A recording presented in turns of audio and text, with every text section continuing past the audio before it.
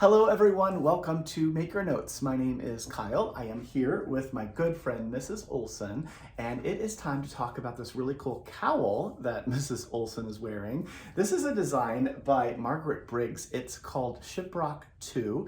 It is a double layered kerchief style cowl that has a couple of really cool features about it. It is mostly garter stitch. It's worked both flat and in the round, so it's a seamless project. It uses just one skein of the yarn that we're going to feature today, which is this one right here. So the yarn is this. So this is from Sheppel. See the little cat? You can tell it's the Sheppel yarn. And this is called Admiral R. Drook. It is a patterned sock yarn. It's a 100-gram skein. This is 459 yards. It is 75% superwash wool and 25% biodegradable nylon. This is color 2184. That's the color we use to create our sample here, but there's a few others. There's 7 other colors to look at, so I'll show you all those as well.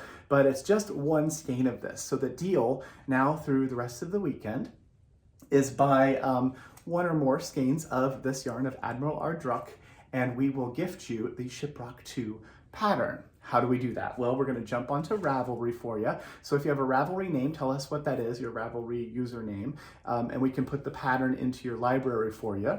If you don't have Ravelry or you don't use it, that's fine too. We just send it to whatever email address you use when you place your order. We're going to be buying the pattern, of course, from the designer, from Margaret. So every skein of yarn that we sell to each customer, we're going to be buying that pattern for you. That means that we get to celebrate an awesome designer, a very innovative pattern that's lots of fun, and you get the pattern as a bit of a bonus, right? So anyway, we'll print the pattern, we put it in a page protector, and we'll send it along with the yarn and whatever else you order. So when you get your shipment, you'll have the yarn, you'll have your pattern, and you'll be ready to cast on, which is pretty cool. So that is what the deal is. So we're buying one skein or more of this yarn, get the pattern as a gift. So like I said, there's lots of other colors here. I'm just going to go through and show you all of them. This is color 1744. It's a very fun, festive color. And you see those little white dots there. Those are going to make sort of this little speckled patterning in here. So it is a very interesting patterned yarn. I can take this off of Mrs. Olson and let you see sort of how this is made. So this is kind of what it looks like, right? Pretty cool. And the 2 layers are actually just one layer. So if I open this up, you can see, you know, there's a cast on edge and then it's growing, growing, growing. And then once you get to a certain point, it's going to be worked in the round. So there's the in the round part. And this is all garter stitch. So garter stitch in the round for a little while, and then back to working flat, decrease, decrease, decrease down to the very end. And then there's a bind off. There's no I-cord on here. It's all slipped stitches on the edges. It is a fairly simple pattern, I think, cleverly constructed. And I'm going to show you one of the things that I think is just awesome about it as soon as I get this reoriented. And that is here. So this is the back neck of this cowl. So one of the things about kerchief cowls, or cowls in general, I think they get kind of bunched up, especially at the back of the neck. And so this one is going to fit really well, especially if you're wanting to wear this under a jacket or something. You don't have a whole lot of material in the back behind your head. So that's kind of cool. Let's see if we can't put this back on. Mrs. Olson, is it going to behave and look nice for you? Which it is. Pretty easy to wear. I like this piece. I think it's a really interesting shape. So there is what it looks like on Mrs. Olson. I showed you 2 of the colors of this yarn. Let's show you all the rest of them. This is, I don't know the color numbers, I have to look them up. This is color 1862. So it's a fun, like, pinks and little light purples in there, a little bit of gold as well. So that's 1862. The reason I show you these yarns on video is, you know, the pictures that we take, we do our best to take really great pictures of the yarns. We do color correction and all that. Jonathan works really hard to get them as accurate as possible. But every monitor, every device, your phone or your tablet or whatever, the image is going to be a little bit different from one to another. The color is going to be a little bit different. So this is just another way to show you what the yarn looks like. Here is another one. What color number are you? 1977. So this is a fun one as well. All of these are really great. I think it would be really fun to take 2 two of them and sort of stripe them too, go back and forth with one color, back and forth with the other, it would make, you would have enough to make two cowls, probably striped that way. Here is a different one, 1566. That's a pretty one. Very light and springy. Be nice, right? You have this ready for spring when as the weather gets warmer and all that. This one is also 15. Oh, you know what? This isn't 1566. This is 1745. Sorry, 1745. This one is 2183. So like blacks and reds, sort of a pinky red. Two more to show you. The green one, guess which one Kyle loves? Yes, this is the one I like the best. This is color 1860. Very pretty greens and golds. And then the last one that's in here of colorways that we have, this is color number, where's your color number? Yeah, also 1863? Isn't that interesting? Oh, it is a different number. So 1863, that's this one. So sorry, I'm not great at knowing all the numbers. Sometimes I write them down in sheet, but I didn't this time. So this is purples and oranges, gets a little dark. This one reminds me a little bit of Halloween. Maybe you want to make one of these and have it ready for you when it's time for Halloween. Now, the pattern itself, it's written really well. It's a very clear pattern. And you can see on the picture that there are these little tassels at the very bottom down at these points. So we didn't add the tassels, but we had enough yarn to do that. This is how much yarn was left. So there's a good amount left.